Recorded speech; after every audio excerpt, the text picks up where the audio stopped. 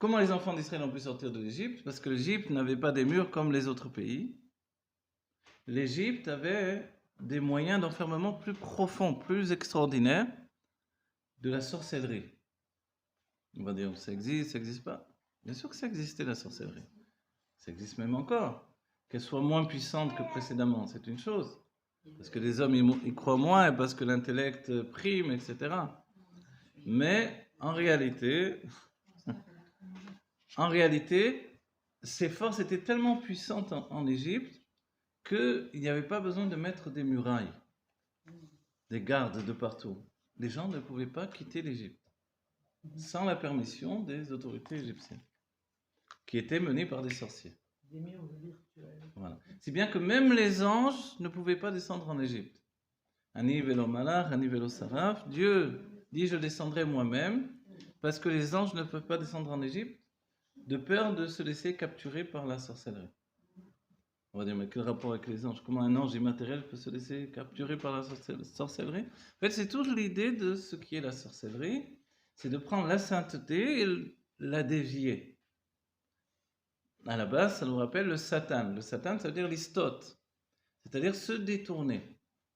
Tandis que Adam Arishon est appelé le Adam Ayashar, ensuite c'est Avram Avinu, et nous avançons sur le chemin du Adam Ayashar.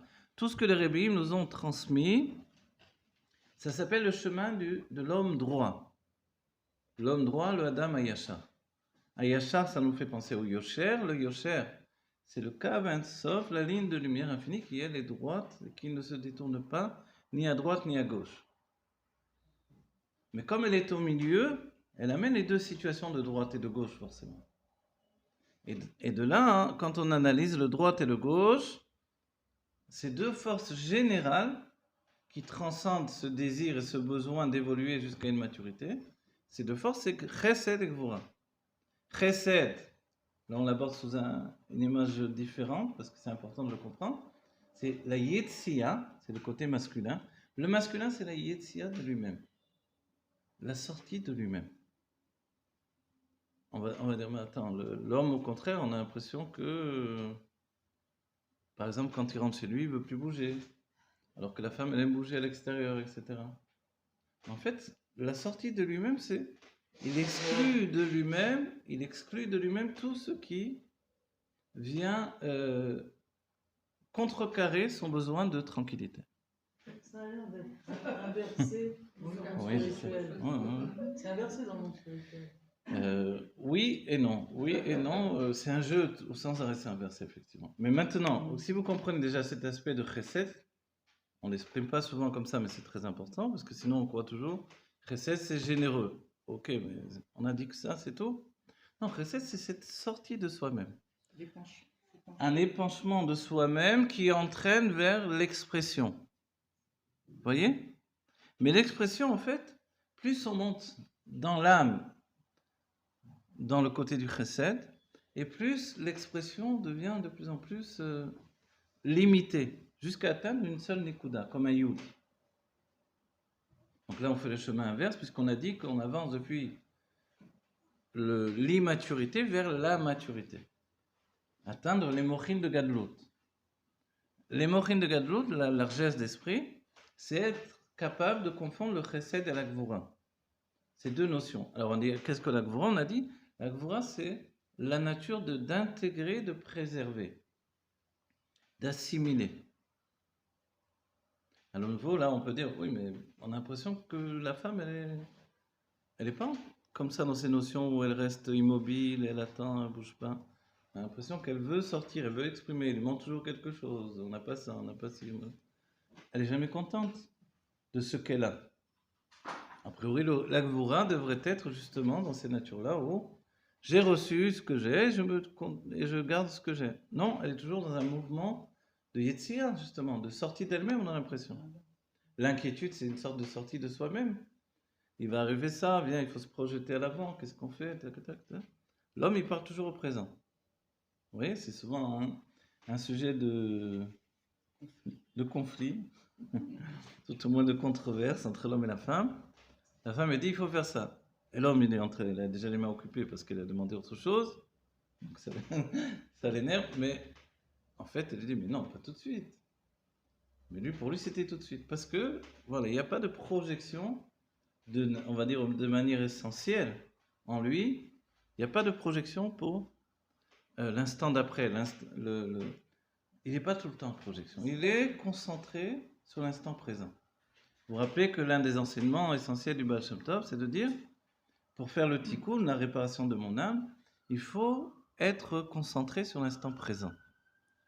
Oui, à un tel degré qu'on ne va pas chercher, comme dit la Torah, les atidot. Vous vous rappelez, Tamim tiyei Hashem Elokecha, je serai intègre avec l'Éternel, sois intègre avec l'Éternel ton Dieu. Le Rashi dit de ne pas chercher à savoir ce qu'il y aura au futur. On ne va pas avoir une carte mensuelle, un médium, etc. C'est interdit. C'est un interdit de la Torah. Oui, mais demain, je ne sais pas ce qui va m'arriver. Le Baal Shem Tov dit, vis intensément l'instant présent. Donc, a priori, c'est complètement masculin. Et tout le monde doit faire ça. Tout le monde doit faire ça. Donc, la femme aussi, effectivement.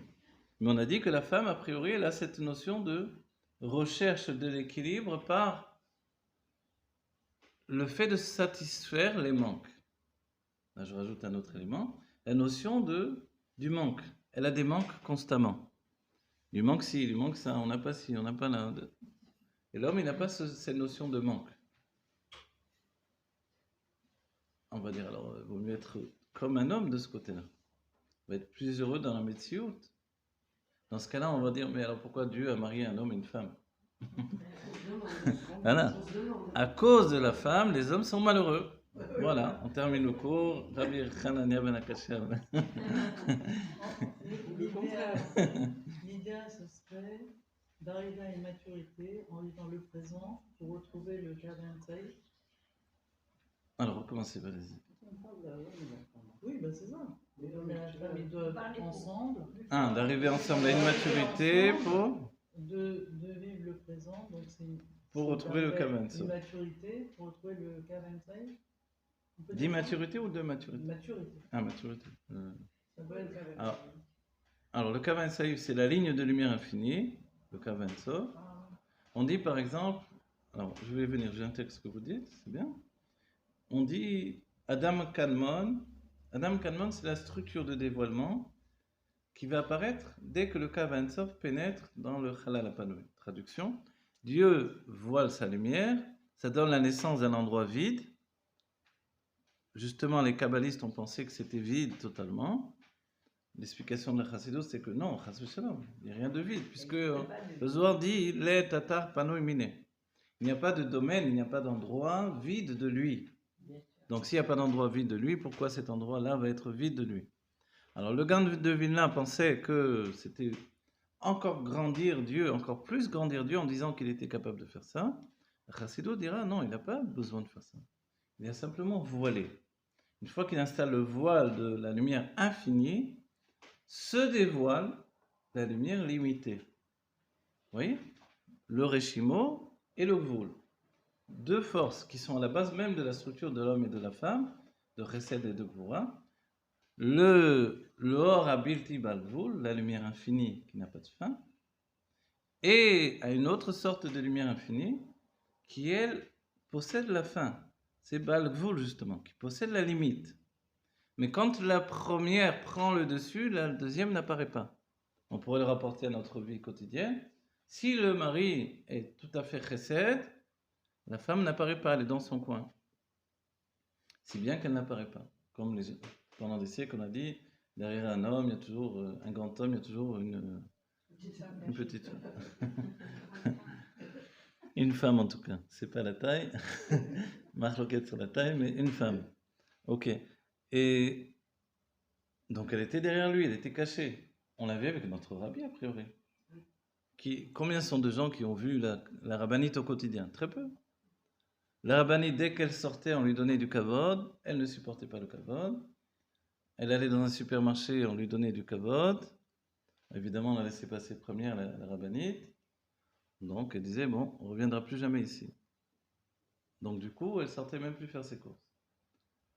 Vous voyez? Donc, on va dire, alors c'est exactement le cas. La femme est totalement cachée et le rabbi exprime son âme totalement. Donc, Donc le rabbi ici, il est complètement chesed, et la rabbinite est complètement gvura. Est-ce que c'est ça, on va dire, la structure de l'homme et de la femme qui est bonne pour tout le monde? En fait, le secret des choses, c'est que la rabbinite était très active. Puisque justement, il s'est passé une chose à l'inverse de ce que je viens de dire. Quand le rabbi est arrivé au moment de statuer sur la situation des livres de la bibliothèque qui avait été volée par le petit-fils du rabbi Rayat, ils ont statué que le rabbi était un roi, il ne pouvait pas bouger de sa maison. On se déplaçait, le tribunal se déplaçait vers le roi. Donc ils se sont déplacés chez le rabbi, ils ont envoyé une délégation, et le rabbi a donné son... je ne sais pas comment on dit ça, enfin, il a exprimé sa vision du sujet depuis sa propre maison ou de son propre bureau. Tandis que la rabbinite s'est déplacée. Ils ont statué que la reine, elle, par contre, elle pouvait se déplacer. Je ne sais pas si c'est comme ça au jeu d'échecs. C'est comme ça au jeu d'échecs. Hein? Le roi, il ne bouge pas. Voilà, le roi ne bouge pas. Non, moi je ne suis pas spécialisé. Voilà, et c'est la reine qui va dans tous les côtés. Alors on va dire, ah, mais c'est l'inverse dans ce cas-là. Donc, c'est-à-dire que la rabbinite, non, c'est pas qu'elle ne bouge pas. C'est qu'elle bouge, mais elle bouge avec une liberté tellement grande que chaque fois qu'elle bouge, elle apporte finalement, comme là, qui a statué sur les livres? La rabbinite a dit, les livres et le rabbi appartiennent au chassidim. Et comme ça, les goïms, les juges non-juifs ont compris que, évidemment, ce n'était pas un trésor d'une famille, puisque le rabbi lui-même appartenait au chassidim. Donc, c'était le trésor du peuple juif, des chassidim. Donc, il fallait restituer les livres à la bibliothèque de Lubavitch au 770. Et c'est ce qui s'est fait grâce à Dieu. Donc, finalement, son déplacement a été tellement important que c'est grâce à elle que tout a été réglé. Vous vous rendez compte?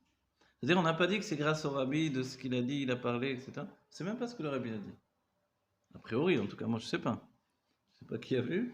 Mais ça n'a pas été célèbre, ce que le rabbi a dit devant les envoyés du tribunal. Par contre, les paroles de la rabbinite, non seulement on sait, mais en plus la rabbinite a été filmée. Donc enregistrée, filmée, et ça a donné le coup final, ça a entraîné le jugement définitif. Alors ici, on va dire, bon, c'est le contraire totalement. C'est là où on rejoint ce que vous avez dit précédemment. En fait, c'est toujours dans le judaïsme, quand il y a un dévoilement divin, il y a toujours une chose et son contraire. Le fait de découvrir des contraires, c'est définir qu'on est bien exactement dans un dévoilement divin, un dévoilement de Dieu. Si bien que les Rishonim ont donné comme nom, adjectif ou nom ou adverbe ou je ne sais pas quoi, à Dieu définition, quoi qu'il en soit. Il y a plusieurs définitions. L'une d'entre elles, ils ont dit nosé afachim, qui réunit des contraires. Maintenant, quand on vous dit le couple, finalement, c'est pour que la Shrina réside dans le couple. Donc, il s'agit d'être nosé afachim, réunir des contraires également. Ça peut être individuel aussi, ce sentiment. Ça peut être forcément individuel, puisque dans chacun d'entre nous, il y a le côté masculin et le côté féminin. Et ensuite, il y a il y a cette rencontre dans le couple. Vous savez, le couple, ça peut être deux amis aussi, qui pour une durée déterminée ou indéterminée vivent ensemble. Des chavrutot, des gens, deux jeunes filles qui habitent ensemble dans une pnimia, etc. Vous voyez? Des amis, des parents avec des enfants. Finalement, il y a une sorte de situation où on est maintenant dans un microcosme de relation de chesed et gvura. Et souvent on dit, tu veux te disputer avec quelqu'un? Tiens, habite un peu avec lui. C'est mon meilleur ami, tout ça. Ah oui, amène-le à la maison, on va voir combien de temps tu vas. C'est ton meilleur ami. C'est pas pareil de vivre avec et et de vivre tout simplement avec une connaissance, une amitié, etc. Mais dès qu'on se retrouve à conjuguer le quotidien ensemble, c'est extrêmement compliqué. Finalement, on pourrait dire que ce qui fait un couple, c'est pas tellement les disputes qui peuvent, ou les controverses, sans parler uniquement de disputes, les avis différents, les points de vue différents, qui agissent au quotidien, qui sont l'expression de Chesed et Gvura avec toutes les contradictions. C'est-à-dire, d'après ce que l'on vient de dire, Chesed ressemble à Gvura, et Gvura ressemble au Chesed, l'homme ressemble à la femme ressemble à l'homme. C'est-à-dire que tout s'intervertit.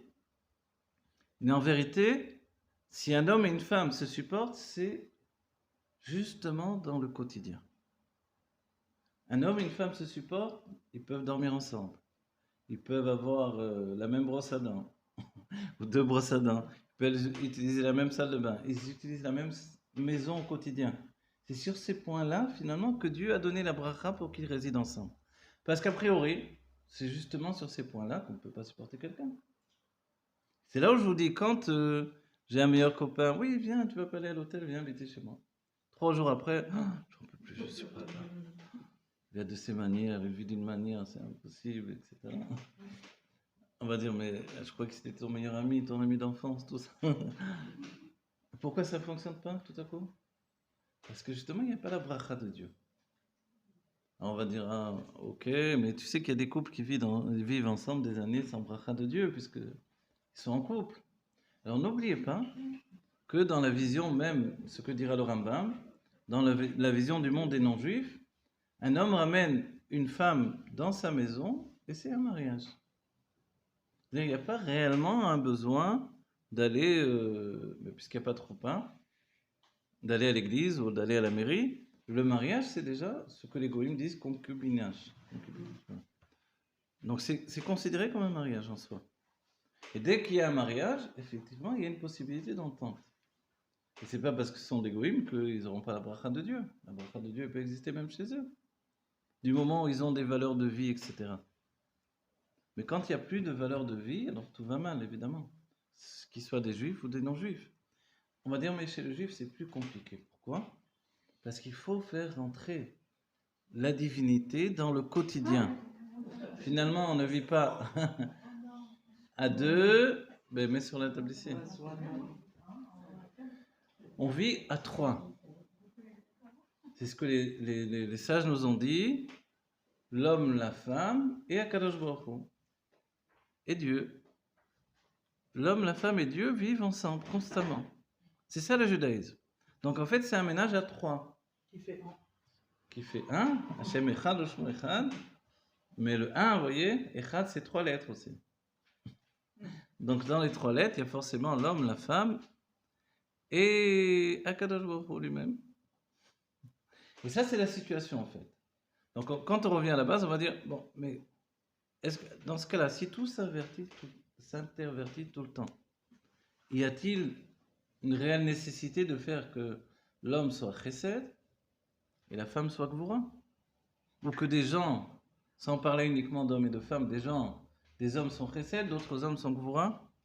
Pourquoi cette nécessité d'avoir organisé le monde de cette manière-là, avec 2 lignes directrices et une 3e ligne qui est appelée Tiferet, l'harmonie, qui va les réunir, qui va les rassembler, on pourrait dire même qui est capable de solutionner toutes les directives de directions différentes. On a dit l'homme c'est la Yetzia. On a dit bon, mais il n'aime pas tellement sortir finalement. La femme elle vient tout de suite se plaindre. J'ai voulu voyager là-bas, il n'a pas voulu. On a voulu aller là-bas, il ne voulait pas. J'ai dit viens, on déménage, il ne voulait pas. Alors, en quoi il est Yetzia, en quoi il est sorti de lui? Au contraire, pour lui lâcher un mot, c'est la guerre. Alors, je ne vois pas en quoi il est une sortie de lui. Il n'y a pas de sortie de lui a priori là-dedans. Il n'y a qu'un enfermement au-dedans de lui. Vous voyez? Donc, alors pourquoi nous donne un enseignement comme ça, de nous dire l'homme il est chesed et le chesed c'est l'expression? Justement, on aimerait bien qu'il s'exprime, il ne s'exprime pas. Alors là, on demande, mais depuis quand il ne s'exprime pas? C'est ça, les archénegdos. Non, mais oui. Pour le faire exprimer. Alors voilà, si vous rentrez dans les termes clés du système, d'accord? Alors on va dire d'abord, voilà, depuis quand il ne s'exprime pas?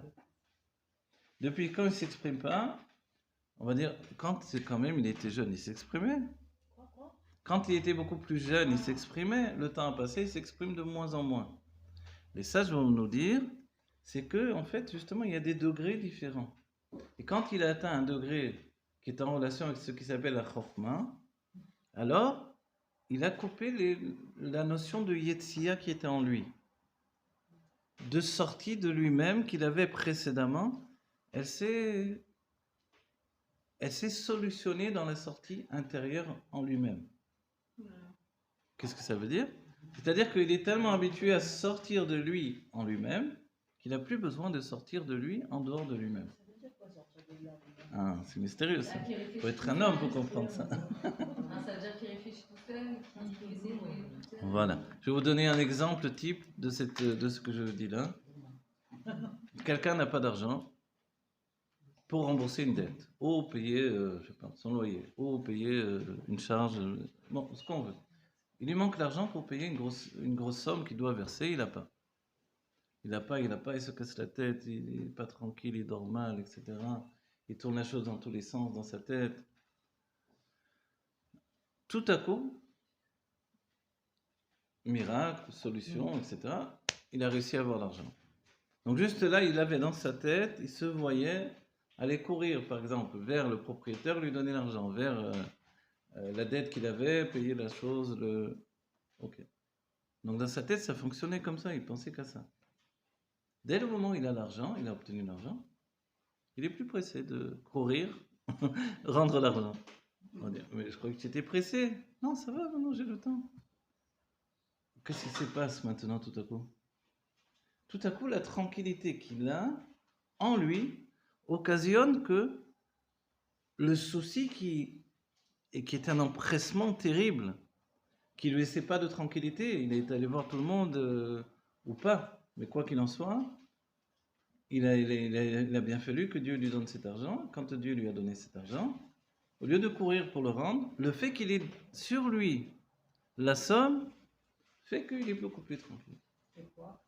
C'est-à-dire que lui, il a résolu, comment ça dit en français? Résolu son problème, résolu son problème en lui. Une fois que le problème était en lui, était réglé en lui, en fait, ce qui se passe à l'extérieur, ce sont des détails. Voilà. En fait, cette notion-là, c'est extrêmement masculin. C'est extrêmement chesed. Le chesed fonctionne de cette manière-là. C'est-à-dire qu'il a un besoin brûlant et pressé d'accomplir quelque chose. Une fois que la solution est trouvée, en lui, c'est déjà l'apaisement s'est installé. Peut-être qu'il va avoir des problèmes parce qu'il traîne maintenant. Mais en réalité, pour lui, ça y est, le problème. On va aller plus loin. On va dire, bon, ok, ben, s'il a l'argent, il a l'argent, c'est quand même effectif. Mais imaginez qu'il n'a pas encore l'argent. Il a juste trouvé la solution pour l'avoir. On va dire, oui, mais il n'a toujours pas l'argent. Pour lui, c'est déjà comme s'il avait l'argent. Il est tranquille maintenant. Il peut s'asseoir sur sa chaise, il peut se servir un café, un whisky tranquillement. Il est plus pressé, tout va bien. De l'autre côté, la femme, elle ne fonctionne pas du tout comme ça. Mais auparavant, on a dit la Gvura, elle, c'est, dans le premier état, c'est de prendre les choses, de les garder, les emmagasiner en elle. Les sages dans la Kabbalah, je me rappelle, dans le monde de la Kabbalah, on disait, quand un homme rentre l'argent, il la donne à sa femme, comme elle est Gvura, elle va garder l'argent. La femme va garder, comme elle est Gvura, elle a la rigueur, elle va garder l'argent. Alors on s'aperçoit, voilà, avant, voilà. Avant, alors sans doute c'était comme ça, ou les anciennes, donc la banque c'était la femme, d'après la Kabbalah en tout cas. Mais c'est pas toujours comme ça, parce que la femme finalement il y a un besoin chez elle qu'il n'y a pas chez l'homme. On dit le rabbi avait des chaussures qu'il a gardées pendant 30 et quelques années. C'est vrai que ce n'est pas les mêmes chaussures, la qualité de chaussures d'aujourd'hui, effectivement. On va dire quoi? Il n'a pas envie de changer de chaussures. Le rabbi s'en fiche de changer de chaussures. Mais de manière générale, l'homme, il n'a pas forcément un besoin. À moins qu'il voie que, ça y est, elles sont complètement trouées. Alors oui. Mais autrement, du moment que ça fonctionne, ça va. En fait, tout est comme ça, c'est une... On va dire, mais où est le chesed là-dedans? Où est, c'est un flux d'expressions dont on parle. Alors, ce que je dis là, évidemment, on va dire, mais tous les hommes ne sont pas comme ça. Ok, c'est vrai. Tous les hommes ne sont pas comme je le dis, mais la structure de base que Dieu a créée, elle est comme ça. Si les hommes sont différents parce que le monde a entraîné qu'ils soient différents par l'éducation, par les habitudes, etc., c'est une autre chose. Mais à la base, c'est comme ça. Voilà. La nature de l'homme, elle aboutit à ça. Et le temps passe et finalement, l'homme se résume. On a tous l'image d'un berger dans la montagne avec un morceau de saucisson ou de fromage, son morceau de pain, et c'est le plus heureux des hommes. Il a tout. Et en vérité, c'est vrai qu'on peut dire, mais c'est vrai quand même, il y a un bonheur immense là. La nature, la tranquillité. Il vit bien, quoi. Hein? Il s'ennuie jamais. Sans femme, évidemment. Ah oui, on ne va pas rentrer des problèmes dans ça. Sans femme, évidemment.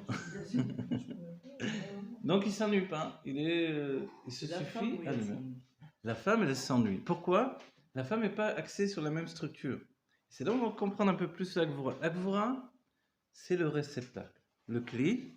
Donc, en fait, le cli, elle a toujours l'impression qu'il manque quelque chose à son cli, à son réceptacle. Il manque ça, il manque ça, il manque ça, on n'a pas ça, on n'a pas ça, on n'a pas ça, on n'a pas ça, on n'a pas ça. Et ce manque constant, c'est en fait la prise de position, comme si elle prenait, vous savez, comme quelqu'un un petit peu chaud, vite, prends-lui la fièvre. Non, mais là, il a pris un coup de chaud, il faisait chaud dehors, il y avait du soleil. Prends-lui la fièvre, je te dis. Les anciens.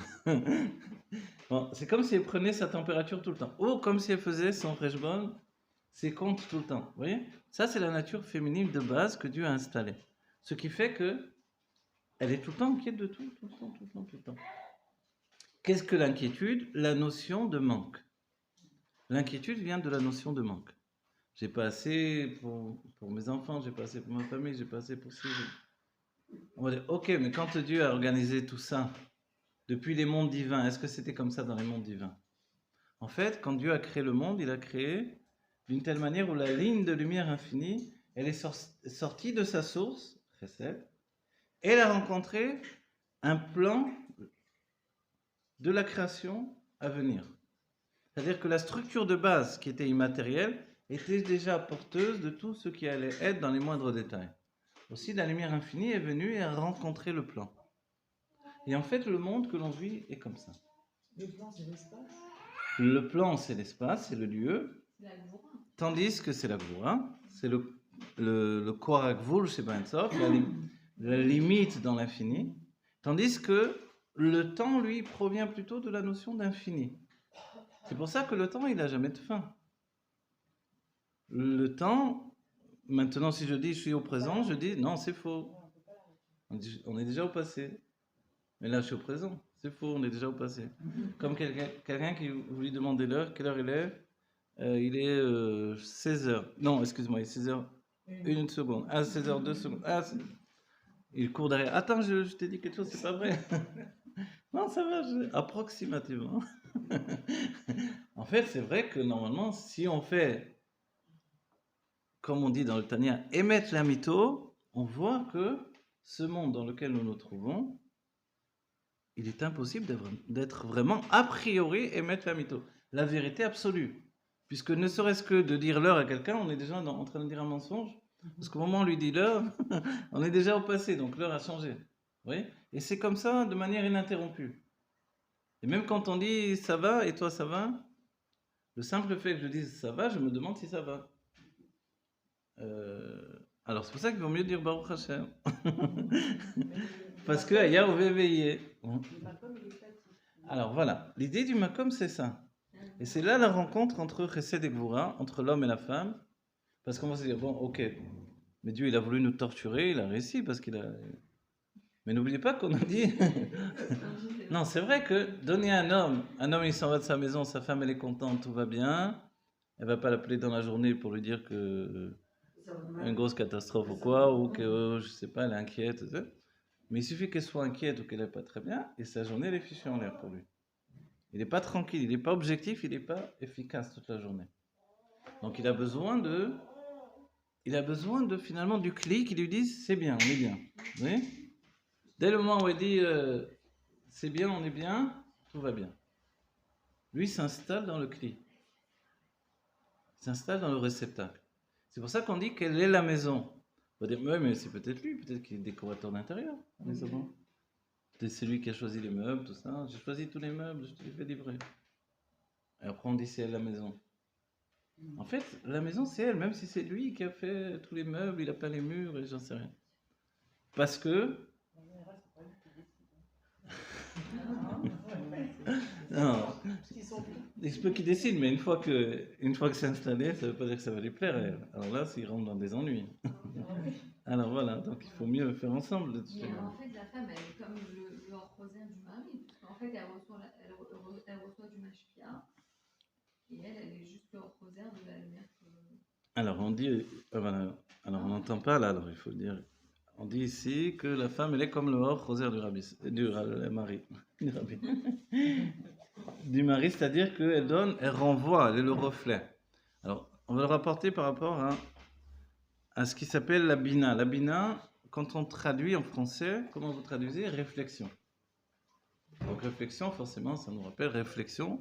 C'est pas juste réfléchir, mais le mot réfléchir, il a deux sens en français, ou réflexion.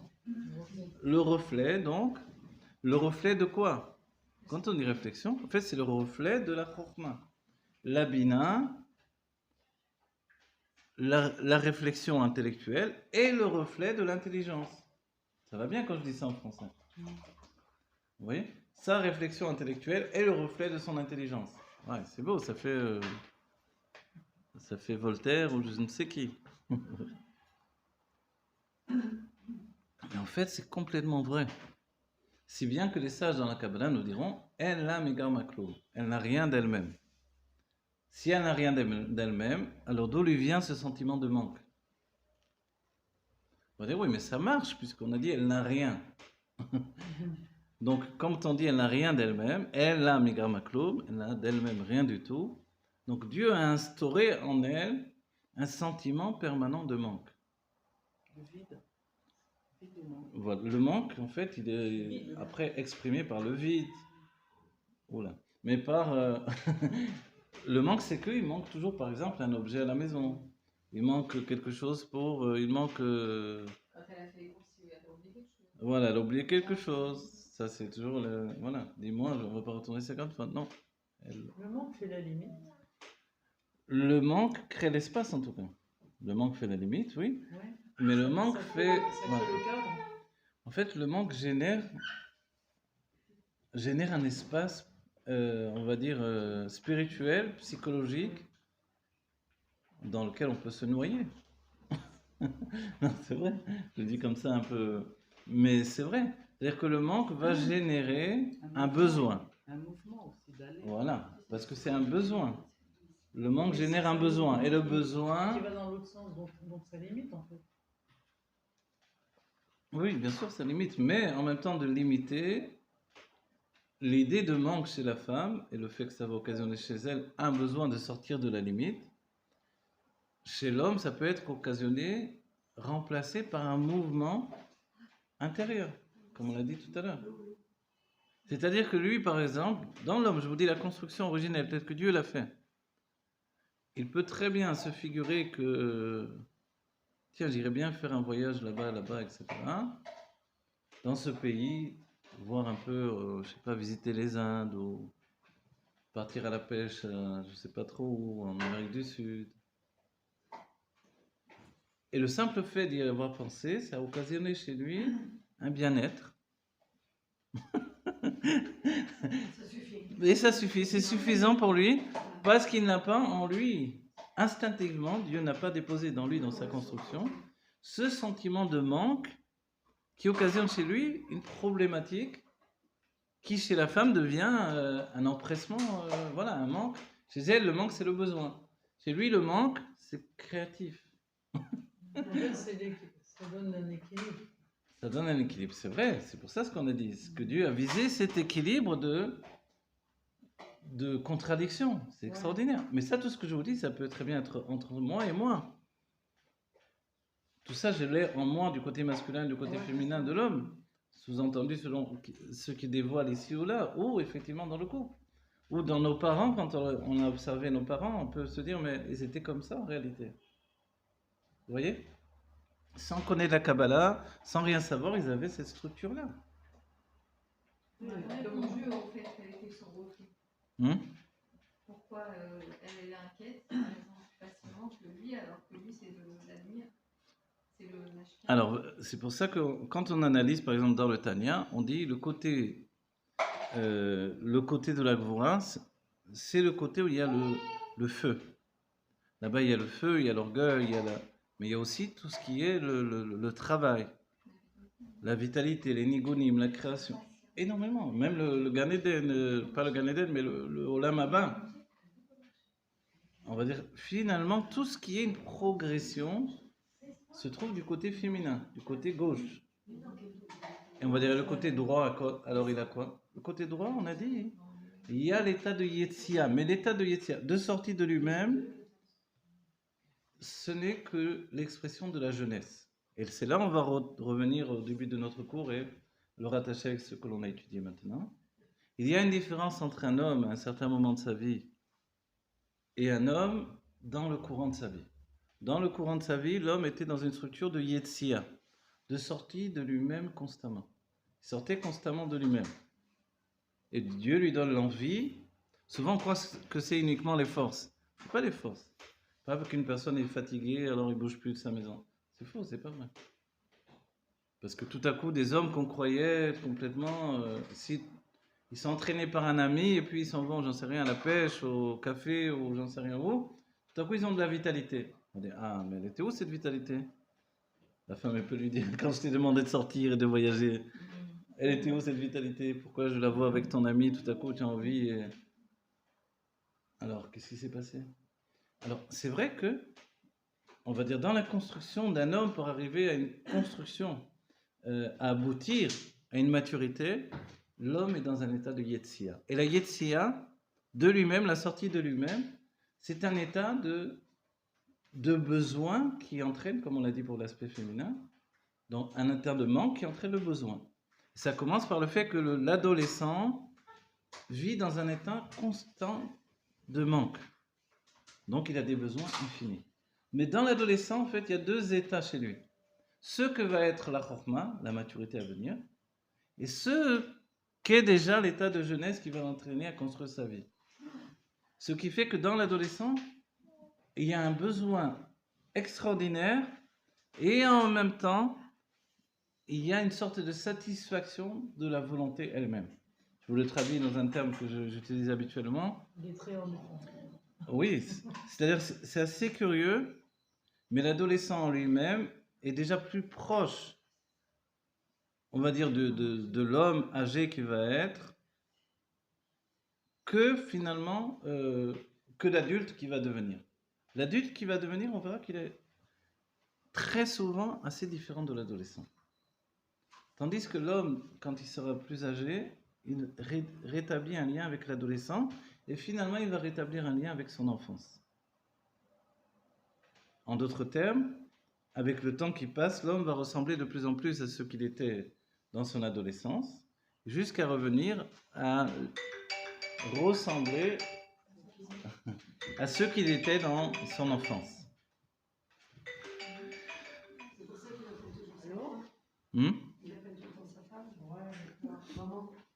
Ah, il appelle maman? Ah, il appelle tout le temps. Je sais pas, moi.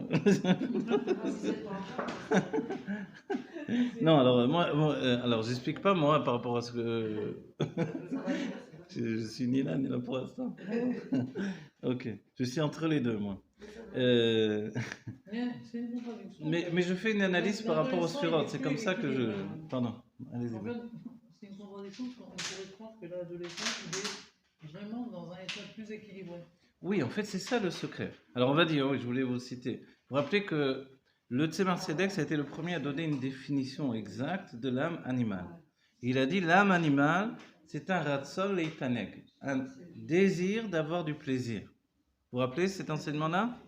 L'âme animale est un désir d'avoir du plaisir. Un bébé, il est qu'une âme animale, dans le dévoilement en tout cas.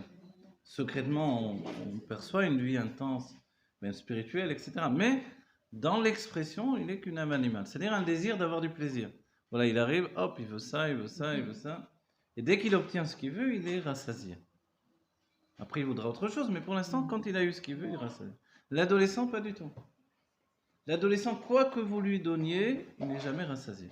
Et les enfants d'aujourd'hui, même dans les stades où ils sont plus des petits enfants, ils ont déjà ces notions-là. Très jeune. Voilà, très jeunes aujourd'hui, ils sont déjà des préadolescences très marquées. Mais normalement, c'est le fait de l'adolescence. Et dans ce cas-là, on peut plus lui dire ce qui s'appelle un désir d'avoir du plaisir, Ratson Litaneg. Ils sont rentrés dans la phase de l'âme animale plus l'âme intellectuelle, avec le dévoilement de l'âme divine, ce qui occasionne chez eux un plaisir d'avoir du désir. Vous voyez? Un plaisir d'avoir du désir, c'est-à-dire que c'est plus Ratson Litaneg, un désir d'avoir du plaisir, ça vous comprenez? C'est que leur plaisir, c'est d'avoir du désir. Si bien que le jeu de la séduction est plus important pour l'adolescent, ou le besoin de désirer quelque chose, plus que le fait d'obtenir ce qu'il désire. Et au contraire, on verra que quand il obtient ce qu'il désire, il est très souvent, assez souvent, la plupart du temps, déçu. Les adolescents sont extrêmement déçus parce que dès qu'ils obtiennent ce qu'ils désiraient, ils ont terminé de désirer. Donc, alors, un monde s'est écroulé chez eux. Mais tant qu'ils sont dans un état de désirer quelque chose, alors il y a en eux un monde intime profond qui est en route et qui agit sur leur personnalité intérieure et les construit. Vous savez que le Rabbi a dit que même quand on rêve, le rêve a une utilité qu'on ne sait pas, c'est que quand on rêve, on va vivre des choses que l'on ne peut pas vivre dans la réalité, et ce que l'on vit dans les rêves agrandit nos kélim. Parce que je pourrais jamais vivre ça dans la réalité. Même des choses les plus folles. Dans les rêves, il n'y a plus de lois. Où les lois sont transformées tout au monde. On dit un éléphant rentre dans le chat d'une aiguille. Déjà qu'il y a un chat dans une aiguille. Alors, quand il rentre dans le chat de l'aiguille, cette petite tête de l'aiguille qu'on cherche avec le fil pendant 3 heures, et l'éléphant il rentre dans le rêve. On va dire, c'est pas possible. Comment il peut être un éléphant et rentrer dans le chat d'une aiguille? Le plus incroyable, c'est qu'il est resté un éléphant. Si on l'a écrasé, que c'est plus qu'un fil, on peut rentrer, mais c'est resté un éléphant. Et il est rentré dans le chat d'une aiguille. Et le Rabbi nous dit, en fait, dans ces notions-là, quand on rêve des choses incroyables, on agrandit nos kélim, on agrandit nos réceptacles. Ça veut dire que quand on lit, quand on étudie, quand on écrit des livres, quand on s'invente des histoires, on agrandit nos réceptacles. Quand les enfants jouent entre eux, vous avez vu ces enfants? Ils jouent des jeux de rôle constamment. Moi je suis truc, toi c'est ça, toi, je suis la princesse, moi je suis toi je suis... Voilà. Alors qu'est-ce qui se passe avec eux? En fait, ils sont en train d'agrandir leur réceptacle. C'est vrai que dans leur vie, ils n'auront pas l'occasion de jouer tous ces rôles-là dans la réalité. Mais en attendant, ils sont en train de se projeter. Ça veut dire que c'est dépasser la logique de grandir les réceptacles. Grandir les réceptacles, c'est-à-dire que dans la normalité du monde matériel, qui impose une limite depuis le Kavamida, la mesure nécessaire de toute existence, le Kavamida, il occasionne aussi que j'ai tant d'argent en banque, j'ai pas plus. Vous voyez? Ah bon, mais... etc. où je mesure 1m72, 73, 74, ou 69, ou 65, pas plus. Mais quand on joue, moi je suis un géant, et moi je suis un tout petit comme ça. C'est l'imagination donne des kélim que l'on n'a pas précédemment dans la vie. Les adultes comédiens, les adultes comédiens aussi se font des kélim. Ils sont restés voilà. À l'âge adolescent. En fait, ils sont rentrés dans un système où, oui, c'est sûr, ils sont rentrés dans un système où ils agrandissent leur réceptacle par des myonotes. Oui, mais ça devrait s'arrêter en tant qu'adulte. Vous voyez bien que ça ne s'arrête jamais. C'est pour ça que les comédiens ont des grands traumatismes et qu'ils vivent très mal les choses finalement. C'est très rare des comédiens qui sont... Parce qu'ils sont toujours en projection vers des vies voilà, imaginaires, supposées, qu'ils ne vont jamais vivre réellement. Et donc ils vivent une part d'eux-mêmes.